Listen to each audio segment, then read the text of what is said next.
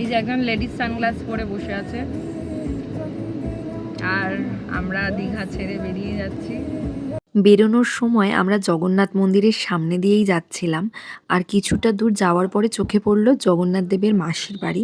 তো ভাবলাম একবার ঢুকে দর্শন করেই যাই। জায়গাটা বেশ সুন্দর, একদম সমুদ্রের পাড়ে।